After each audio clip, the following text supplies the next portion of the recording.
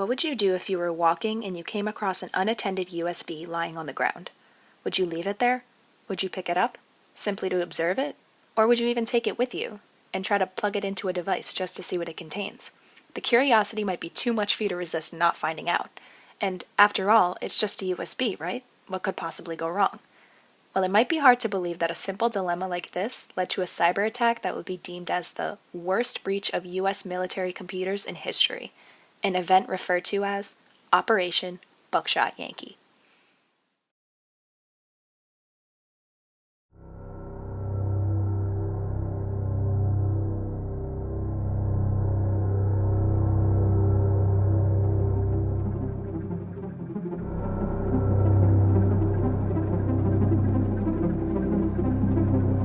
A new warning tonight about the scope of a massive cyber attack. Already believed to be the largest cyber attack on our government. America under virtual invasion. That's what Senator Dick Durbin is calling a massive Russian cyber attack on U.S. government agencies.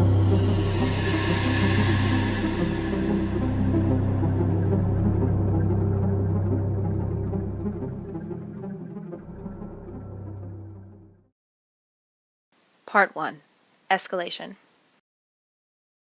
The year is 2008. For an American, this means that Obama was recently inaugurated as the 44th president, taking on the burdens of the housing bubble and the war in Iraq, pushing on for its 5th consecutive year.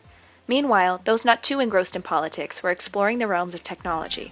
iPhone was taking the world by storm after its launch in 2007, with 3G-based networks and 8 gigabytes of flash memory for just a low price of $199, a price point completely unheard of until now. The second generation of USBs also allowed for much faster data transfer speeds. Coupled with the steady pace of technology becoming more and more affordable to the average consumer, people could now send messages, browse the web, or explore content quite literally faster than ever before. Honestly, life was pretty good.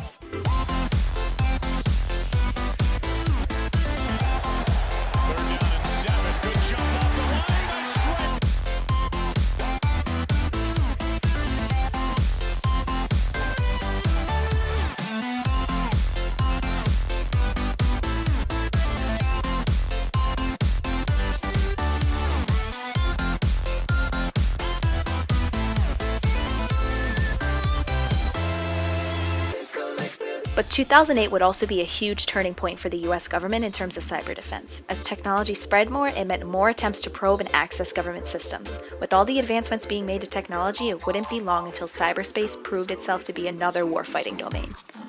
By then, the US government was already dealing with millions of probes and scans by adversaries every day. Along with everyday data being created and used, there was an arsenal of classified information cut off from the outside world. And with the tensions between America, the Middle East, and Russia, hackers and secret agencies were more tempted than ever to get their hands on insider intelligence. This would be an example of such a successful cyber infiltration that it caused security precautions to be put in place that may seem obvious by today's standards, but at that time, no threat of this severity had been achieved yet. So how exactly did they do it? Well, let's go back to those USBs for a moment. What exactly does this look like on first glance? An ordinary USB drive, right? And usually you'd be right. But that's what makes this such a dangerous hacking device, because this is actually what's called a bad USB. It's designed by hackers to control the computer it gets plugged into. It can disable certain security features on a computer to gain better access and execute higher commands. And the worst part, you can get one for a starting price point of about $10. Yeah, just $10. And free returns.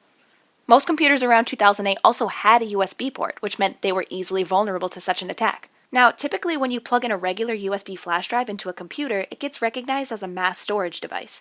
You most likely have experience storing photos and files on a USB drive yourself. That's where the USB gets its name. It's short for Universal Storage Bus.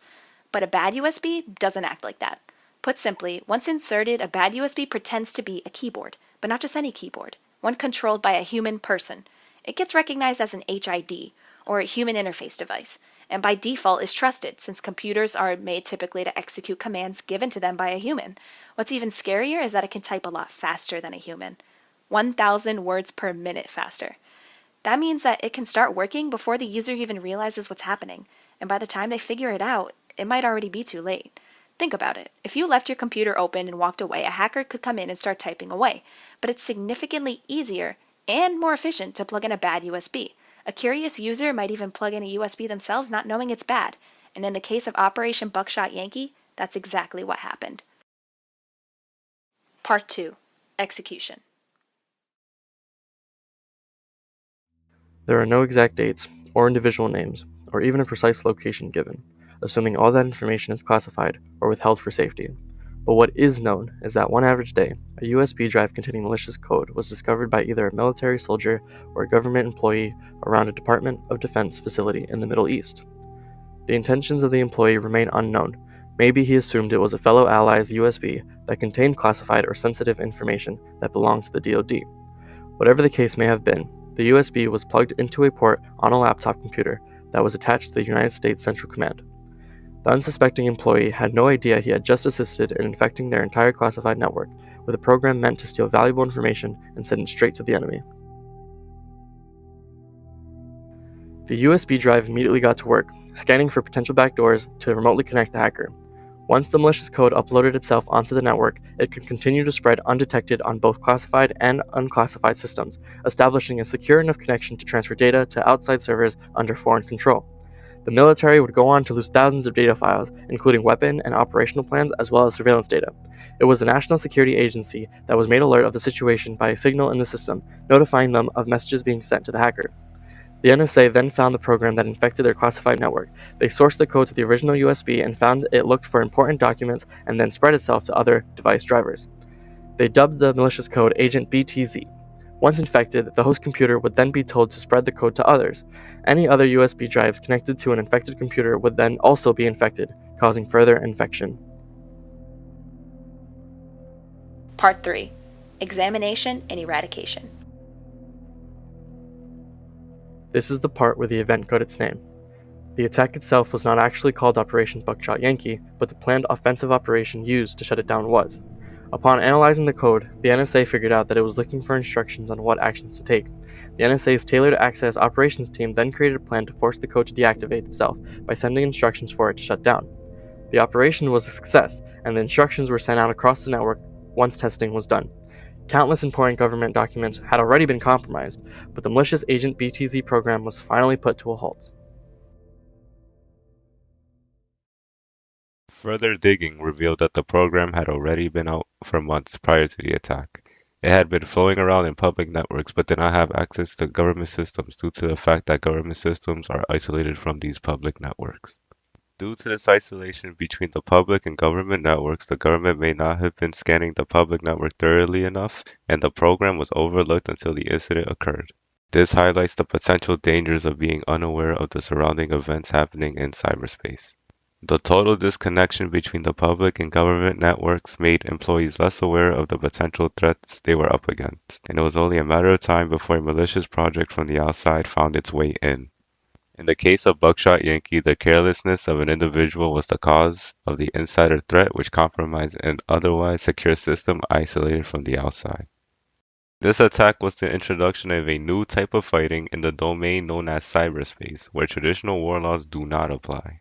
Cyberspace has now become an appealing area of attack. These type of attacks are relatively inexpensive as they only require trained individuals and computers along with a few other components, rather than large expensive equipment such as tanks and jets. With this incident occurring, the government realized the need for increased cybersecurity to create a secure international network. In response to this attack, the government declared cyberspace as an official war-fighting domain and initiated plans to regulate its use and protection against crime. This started with the banning of flash drives and permanent disabling of Windows Autorun in the Pentagon and Department of Defense systems as a security measure to prevent a similar incident from happening again, since Agent.btz largely exploited the fact that Windows Autorun had been enabled. Undoubtedly a step in the right direction, but it still did not change the fact that government systems were still constantly under the threat of cyber attack. This led to the creation of the United States Cyber Command in 2010. It was the perfect measure to show just how drastically the times had changed and that cyberspace was a new arena to scan and prevent attacks. Just a dozen fluid computer hackers joining forces could potentially expose a country's databases or infrastructure in an extremely costly and labor-efficient manner, Granted, loss of life would be minimal for those included compared to real-life attacks, but damage caused could be in the form of stolen valuable data, as seen with Buckshot Yankee, or even disruption of services entirely. A great example of disruption of services would be the event in Estonia that would follow shortly in 2009. A distributed denial of service or DDoS attack was launched against Estonia in protest of moving a politically valued statue. These attacks lasted 3 weeks and were strategically launched targeting banks and other essential services to cripple the technological systems of Estonia. Having essential services shut down can cause chaos and leave a country vulnerable to even more attacks if an adversary were to take advantage of the situation. Taking that into account, resulting damages of cyber warfare and cyber attacks could essentially have worse effects than kinetic war or possibly result in additional fighting. Operation Buckshot Yankee is a perfect example of how battles can be fought in this current era and moving forward into the future. Cyber attacks are an extremely inexpensive and efficient method of causing a significant amount of damage with minimal effort in some cases, especially if these hackers are good at covering their tracks. Due to the nature of cyberspace, attacks are very difficult to pinpoint and regulate. Traditional laws do not apply as there are no clear boundaries in the world of cyberspace. How do you go about creating laws for a place that seems to only exist on a screen? The definition of cyberspace is still relatively new. It is an environment in which communication over computer networks occur, and the laws that outline its use are still being drafted and changed. For example, the Computer Fraud and Abuse Act was enacted in 1986, an amendment to the first federal computer fraud law to address hacking. Over the years, it has been amended several times, most recently in 2008, to cover a broad range of conduct far beyond its original intent. In the case of Operation Buckshot Yankee, it was the irresponsibility of a U.S. citizen, and due to the difficulty in specifically sourcing these threats and the limitless boundaries of cyberspace, it is almost impossible to place the blame on a certain individual or country. With Buckshot Yankee, this incident may have escalated in the Middle East, but Agent.ptz, the malicious program behind this damage, was suspected to come from Russia. Although there is no definitive evidence to this day to prove it, the USB was suspected to have been tampered with by the Foreign Intelligence Service of the Russian Federation with the intent to steal valuable government plans. Conclusion. According to the Ponemon Institute, a statistical survey showed that the average cost for a company with a successful cyber attack is about $214,000, meaning the damage can be extremely significant, not to mention the compromised data, even though it might not be in the form of physical currency. In the case of Buckshot Yankee, the data which was stolen, containing confidential weapons plans, operations, and surveillance data, is priceless strategical information, and could result in catastrophic damages to the U.S. in both cost and loss of life. If this data were to truly be placed in the wrong hands, the damage could be limitless. It was admitted that Operation Buckshot Yankee took nearly 14 months over a year to be wiped entirely clean from the Department of Defense and Pentagon's networks. In this situation especially, damages proved not only to have been monetary, but damaged reputation as well for those affected. What they're recommending is that you treat the USB devices, whether it's a keyboard or more likely a flash drive, like a hypodermic needle. Don't share them with anybody. Okay. Open it right from the package. Don't let yours be used on someone else's computer or use theirs in your equipment. I believe this is the hack of the decade, probably one of the most consequential cyber espionage campaigns in the history of this country. And the fact that the Russian intelligence services, it appears to have been them, had this level of access inside of our most sensitive networks, both government and private sector, should be extremely troubling. Countless lessons are to be learned from this turning point event in U.S. military history, like the importance of proper training of employees in any type of computer-related position, as proper use of computer systems is the best method of preventing such events from occurring again. Though proper training can be expensive, it can end up saving more money as well as assets and reputation of the organization in the long run, as can be seen in the case of Buckshot Yankee. It wouldn't be too uncanny to speculate that U.S. officials were hesitant to share this event with the rest of the world, worried that it might cause uproar or cast them in a negative image right in the middle of the war. Though the U.S. government has a highly sophisticated and expensive cybersecurity system, it was compromised by a simple mistake. The importance of due diligence and due care is extremely relevant to Operation Buckshot Yankee. Had the nameless individual been more informed, they would have considered the mysterious flash drive as a threat and would not have compromised the system by carelessly using it. So to all you cybersecurity enthusiasts out there, stay safe. And remember, it might not just be a USB. Do you know that you're not ever supposed to plug in a USB drive that you find on the ground or that someone sends you in the mail, that if when you plug that into your computer, it could install malicious software? Did you know this? Of course. Okay, great. Well, no, I didn't know that, but I've never done that. I would never pick something up and plug it in because a lot of people do.